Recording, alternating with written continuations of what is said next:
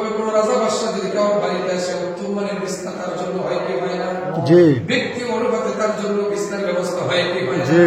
আল্লাহ বলবে যেহেতু সে জান্নাতি পোশাক পরিধান করছে, এখন আর তাকে ওই জান্নাতি পোশাক নিয়ে মাটির মধ্যে শোয়ানো যাবে না। ওয়াফরিশুহু বিল জান্নাত, জান্নাত থেকে বিছানা নিয়ে যাও, আমার ওই বান্দার কবরের মধ্যে জান্নাতের বিছানা বিছায়া দাও। সুবহানাল্লাহ। আস্তে করে বল সুবহানাল্লাহ। সুবহানাল্লাহ। ঘুমাইতেছে, ঘুম না আরামের সাথে বলেন সুবহানাল্লাহ। সুবহানাল্লাহ। সুবহানাল্লাহ।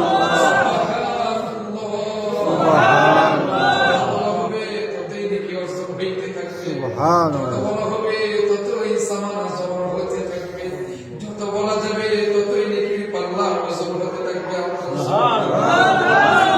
ফেরেশতারা উত্তর সঠিক দেওয়ার কারণে জান্নাতি পোশাক তার গায়ের মধ্যে লাগাইয়া দিয়েছেন, জান্নাতি বিছানা তার কবরের মধ্যে বিছিয়ে দিয়েছেন।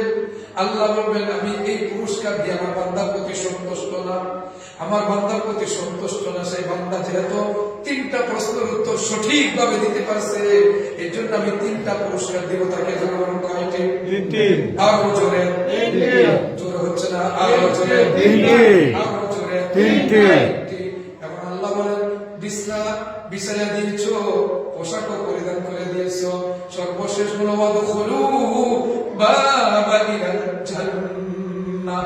এখন জান্নাত থেকে আর কবর থেকে তার সাথে আমার জান্নাতের সাথে দরজা করে দেওয়া হবে।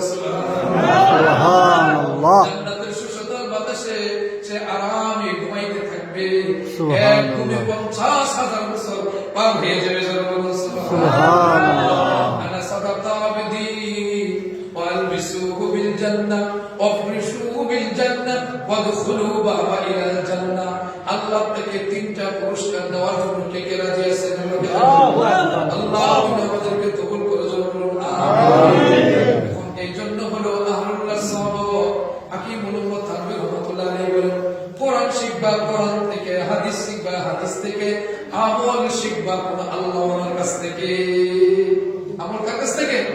আল্লাহর কাছ থেকে। এটা আমরা শিখতে রাজি না, এইটাই আমরা কি না শিখতে রাজি না, মুরিদ হইতে রাজি না। কারণ নিজের ভিতরে একটা ভাব অহংকার, আমি আবার মুরিদ, আমার আব্বা আম্মা আছে, আমি আবার কিছু মুরিদ হই। এটা একটা শয়তানের ধোঁকা। এটাও কি শয়তানের ধোঁকা।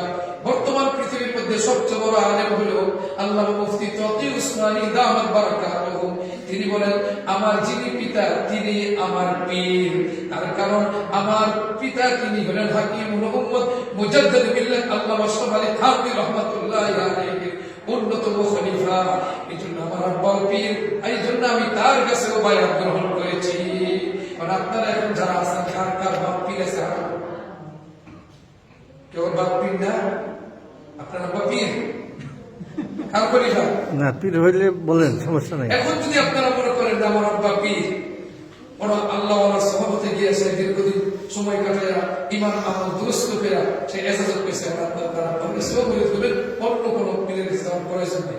আর যদি মনে করেন না আমার আব্বা আব্বাই, আমার আব্বার জায়গায় আব্বা, আমার একজন শায়েখের দরকার যার পরামর্শ অনুযায়ী আমি আমার আব্বার খেদমত করবো, আমার আব্বার সেবা করবো, আমার আব্বার দোয়া নিব, আমার আব্বার ইবাদত বন্দেগীর সাথে আমার সাথে সামঞ্জস্যপূর্ণ হয়ে যাবে, তা আল্লাহ তাআলা আমাকে আমার আব্বা আমার শায়েখের বরকতে আমাকে আমার উপরে নসরত করবেন, অর্থাৎ আমার সাথে আল্লাহর সাথে তাআল্লুক মহব্বত পয়দা হবে।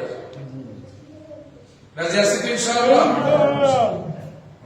যে তাহলে মুনকার নবীর 3টি প্রশ্ন জবাব সঠিক হলে, মুনকার নবীর 3টি প্রশ্ন জবাব সঠিক হলে, জান্নাত থেকে কবরমুখী দরজা যাবে খুলে, দরজা যাবে খুলে। আল্লাহ আল্লাহ বলতে বলতে মরণ যেন হয়, আল্লাহ আল্লাহ